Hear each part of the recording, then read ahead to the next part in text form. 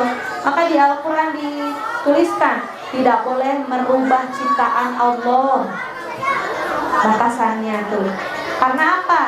Karena itu artinya dia tidak ridho dengan pemberian Allah yang sangat sementara ini.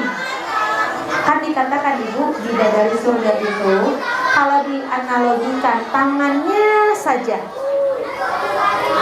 menjulur ke dunia ini silau. Karena baru jarinya doang udah silau. Terus kita mau jadi penghuni surga, atuku bidadari. Enggak Ibu, kita jadi yang paling cantik dibanding bidadari surga. Kumaha carana Allahu a'lam. Allahu ala kulli syai'in qadir. Jadi jangan pada hidung kita nambruk segede jambu. Ridho.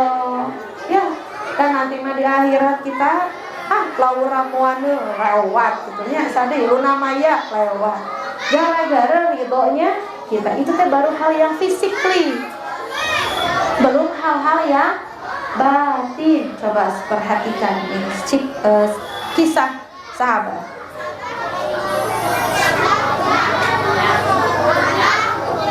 Mana ya?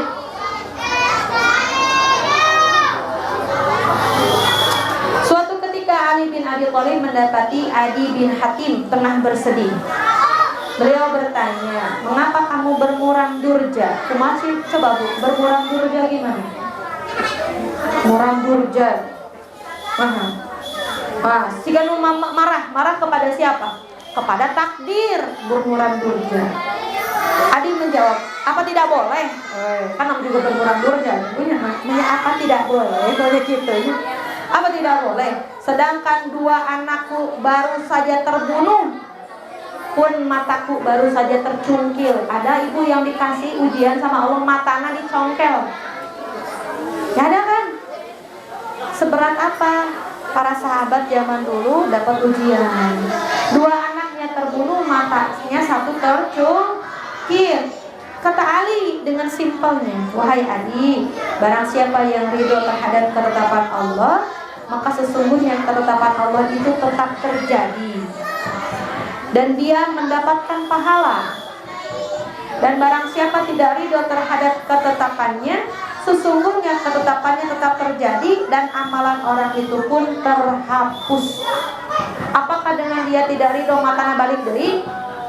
Saya tetap aja kacongkel. Apakah dengan kita protes anak kita balik lagi, misalnya nih, dua anak tadi si Adi ini balik lagi, hidup lagi? Berarti tidak ada pilihan lain selain ridho supaya kita dapat pahala. Kalau lu lah isinya kerjaannya tuh tiap hari lu lah isinya, pahala nggak dapet, nasib tidak berubah, rugi dua kali. Jadi ridho, gitu ya.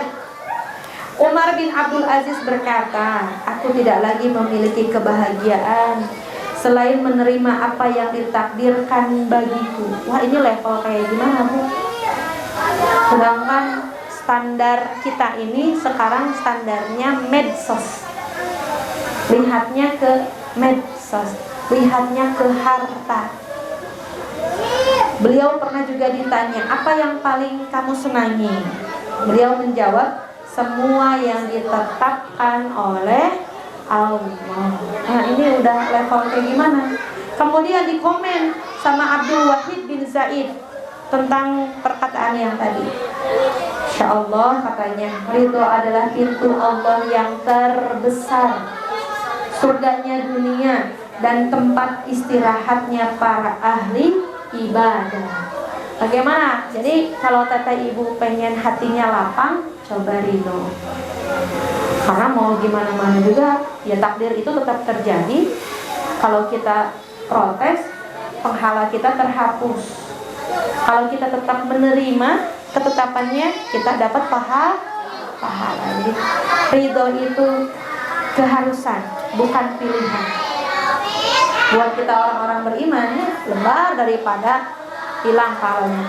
Dan saksikan, semua penderitaan di muka bumi ini pernah dirasakan oleh Rasulullah.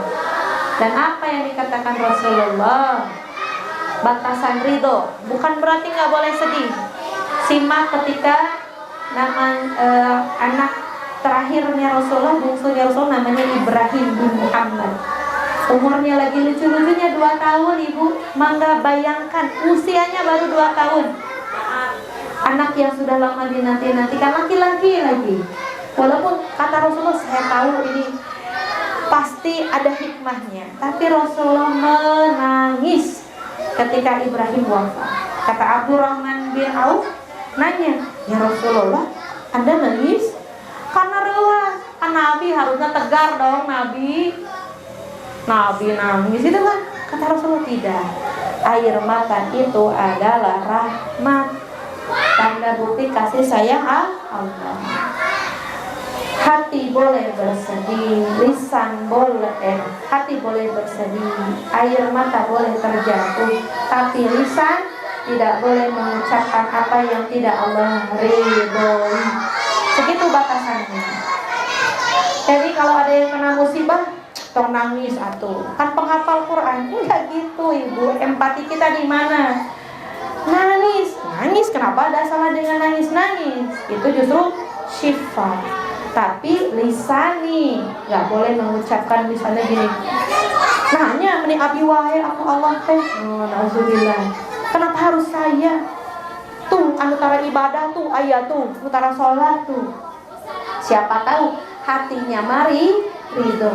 Meskipun fisiknya nggak kelihatan sholat tuh kita teh.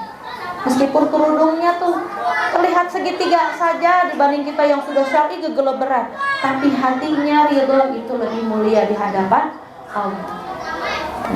Fisik kita kadang-kadang tidak kuat tuh sholat semalaman, tapi bisa jadi kita punya ibadah yang luar biasa. Namanya ridho.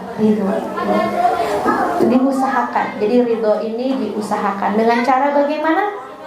1, banyak mengingat nikmat yang sudah Allah berikan. Dihitung ku kita lebih banyak mana coba dengan musibah. Hitung sama teteh. Pagi ini lebih banyak ungap dibanding lebih banyak lega. Pilek itunya ungap nate di sini. Lebih banyak mana selama kita hidup? Kelaparan atau kekenyangan? Lebih banyak mana selama kita hidup? Enak tidur atau susah tidur? Nah itu. Terus lebih. Nah supaya kita ridho, banyak mengingat nikmat Allah. Kemudian banyak melihat orang-orang yang di bawah kita dalam perkara dunia, sanes akhirat. Perkara dunia tuh ya Allah, dia nggak punya kaki, tuh ya Allah dia nggak punya tangan tapi masih bisa ibadah. Lihat ke bawah biar kita ridho. Kalau untuk perkara akhirat lihatnya ke atas, jangan dibalik. Wah dia udah sepuh tapi hafalannya banyak, masa saya yang muda kalah? Nah, gitunya ibu-ibu dilatih terus itu, dipandang setiap kejadian supaya mendapatkan hikmah. Pasang, ada yang pakai akal, mau pakai hati nurani, mau yang mana ibu? Mau dipakai hati nuraninya atau mau pakai akal? Nah itu, misalnya kita lihat sebuah kejadian, kita mau pakai hati atau mau pakai akal? Coba mikir, nanya sama diri kita. Mikir, maka di Al-Quran sering di ujungnya kan, afala tatafakkarun. Apakah kalian tidak mau berpikir? Nah, Allah yang sarkas. Kan kayak gitu, ini amun Sunda nama kayak, nah mereka tuh yang mikir, gitu. Tuh mikir-mikir. Allah udah kasih banyak nikmat, tapi tetap saja kurang di mata kalian. Nanti dicabut beneran kumaha. Nah gitu kan. Hada walau alam bisawab. Semoga setelah ini hati kita menjadi seluas samudra dengan meridhoi semua yang sudah Allah tetapkan untuk kita. Fi amanillah, subhanakallahumma rabbana wa bihamdika asyhadu an la ilaha illa anta astaghfiruka wa atubu ilaik. Assalamualaikum warahmatullahi wabarakatuh.